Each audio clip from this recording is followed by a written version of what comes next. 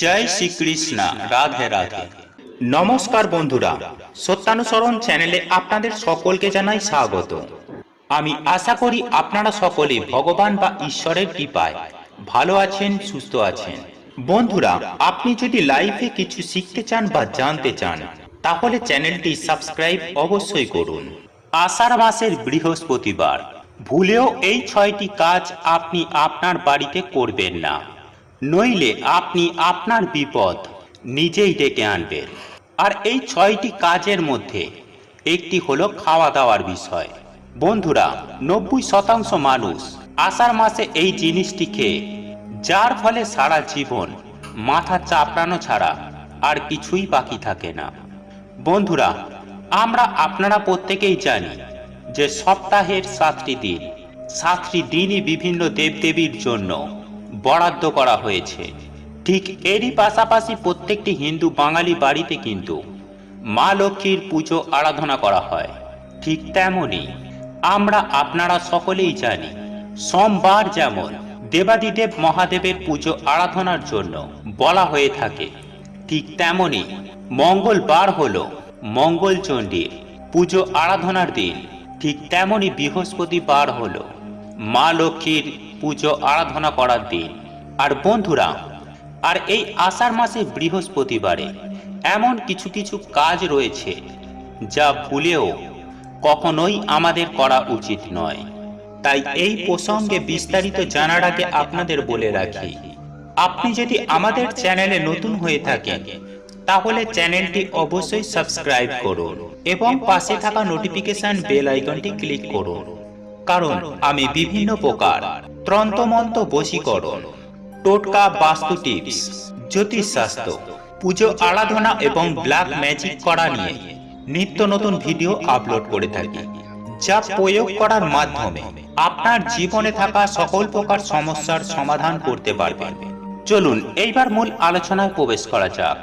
বন্ধুরা, আমরা সকলেই কিন্তু মা লক্ষ্মীর কৃপা আশীর্বাদ পেতে চাই, কিন্তু এমন কিছু কিছু কাজ আছে যেগুলি কিন্তু আমাদের অতি অবশ্যই খেয়াল রাখা উচিত, যার ফলে মা লক্ষ্মী যেমন একাধারে অত্যন্তই সন্তুষ্ট হন, ঠিক তেমনি আমাদের গৃহে স্থায়ীভাবে বসবাস করেন মা লক্ষ্মী। এর ফলে সুখ, শান্তি, সমৃদ্ধি বজায় থাকে। ঠিক এরই পাশাপাশি পরিবার হয়ে ওঠে আর্থিক সমৃদ্ধিতে ভরপুর। ফলে পরিবারে আর্থিক সচ্ছলতা যেমন থাকে, ঠিক তেমনই থাকে জীবনে সুখের জোয়ার। তাই বন্ধুরা, এই আষাঢ় মাসের বৃহস্পতিবার ভুলেও এই সমস্ত কাজ আপনারা করবেন না।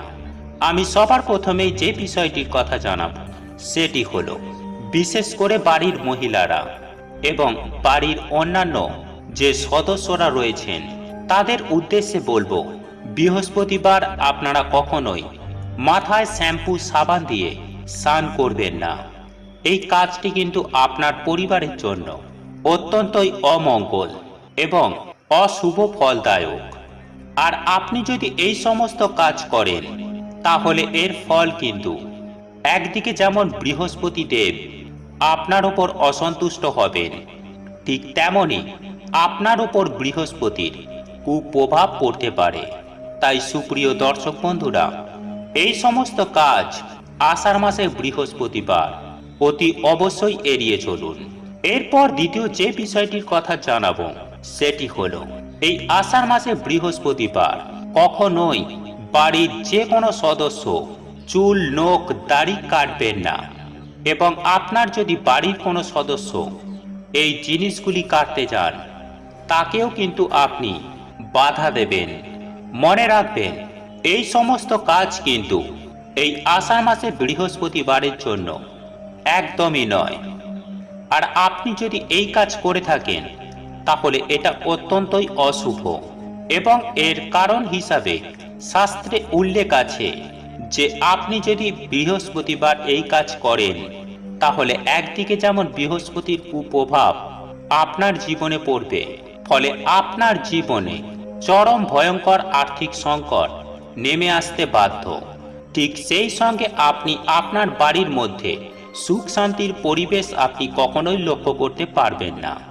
এর ফলে সব সময় ঝগড়া, অশান্তি, কলহ লেগেই থাকবে এবং এই সবের ফলে আপনার গৃহ থেকে মা লক্ষ্মী অন্যত্র চলে যাবে।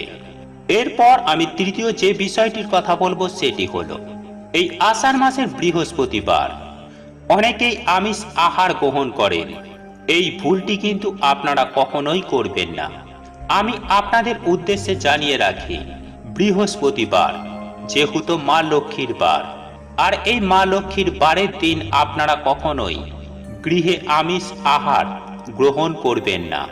তাই অতি অবশ্যই নিরামিষ আহার গ্রহণ করবেন, নইলে আপনার যে শিক্ষা, আপনার যে ধর্ম, সেই ধর্ম কিন্তু ক্রমাগত লোপ পেতে থাকবে। ফলে আপনার যে সামাজিক মর্যাদা, সেই মর্যাদা আপনি ক্রমাগত হারাতে থাকবেন। ফলে আপনার জীবনে নেমে আসবে এক ভয়ঙ্কর অন্ধকার, ভয়ঙ্কর বিপদ। এর ফলে আপনি একাধারে যেমন আর্থিকভাবে দুর্বল হয়ে যাবেন, ঠিক তেমনি আপনার জীবনে দারিদ্রতাকে ডেকে এনে আপনি আপনার জীবনকে ভয়ঙ্কর বিপদের সামনে এনে ফেলবেন। তাই সুপ্রিয় দর্শক বন্ধুরা, ভুলেও আপনারা আষাঢ় মাসের বৃহস্পতিবার এই কাজগুলি করবেন না। এরপর চতুর্থ যে বিষয়টির কথা বলবো সেটি হলো বৃহস্পতিবার কখনোই কিন্তু লোন বা ধার কারো কাছ থেকে নেবেন না। আর ঠিক তেমনি আপনিও কাউকে লোন বা ধার দেবেন না। এই সমস্ত কাজ কিন্তু বৃহস্পতিবার একদমই করা উচিত নয়। কারণ আমি আপনাদের আগেই জানিয়েছি যে বৃহস্পতিবার হলো মা লক্ষ্মীর বার, আর মা লক্ষ্মী হলেন ধন সম্পদের দেবী।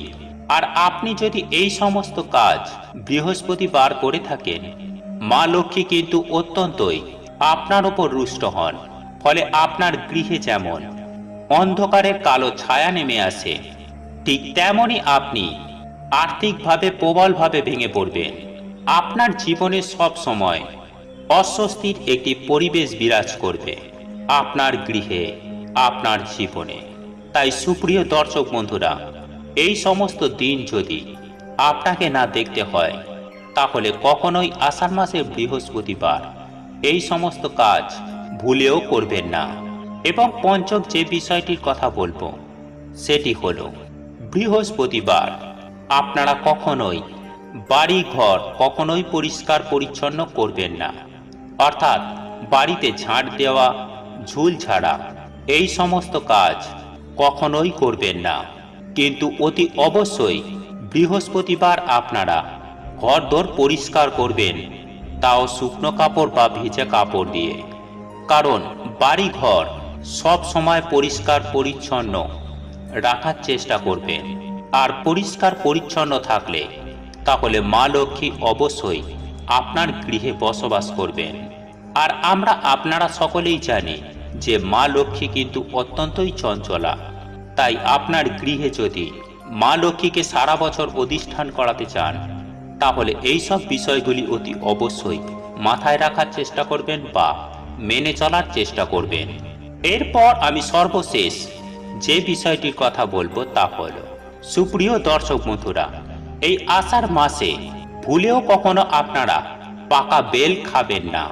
হ্যাঁ বন্ধুরা, আপনি ঠিকই শুনেছেন, পাকা বেল আপনারা যদি খান, তাহলে আপনার জীবনে ভয়ঙ্কর চরম দারিদ্রতা নেমে আসবে। আর আপনারা যদি এই সমস্ত বিষয়গুলি না মেনে চলেন, তাহলে কিন্তু মা লক্ষ্মী অত্যন্তই আপনার ওপর বা আপনার পরিবারের ওপর অত্যন্তই রুষ্ট হন এবং আপনার গৃহ পরিত্যাগ করেন। বন্ধুরা, আপনাদের এই ভিডিওটি যদি পছন্দ হয়ে থাকে, তাহলে ভিডিওটি লাইক করুন, কমেন্ট করুন এবং বন্ধুদের সাথে শেয়ার অবশ্যই করুন। মনে রাখবেন, আপনার একটি শেয়ার অনেক মানুষকে উপকৃত করতে পারে। এবং আপনি যদি নতুন হয়ে থাকেন, তাহলে চ্যানেলটি অবশ্যই সাবস্ক্রাইব করবেন এবং পাশে থাকা নোটিফিকেশন বেল আইকনটি ক্লিক করবেন এইরূপ নিত্য নতুন ভিডিও সবার আগে দেখার জন্য। ঈশ্বর আপনার মঙ্গল করুক। আপনি সুস্থ থাকুন, ভালো থাকুন।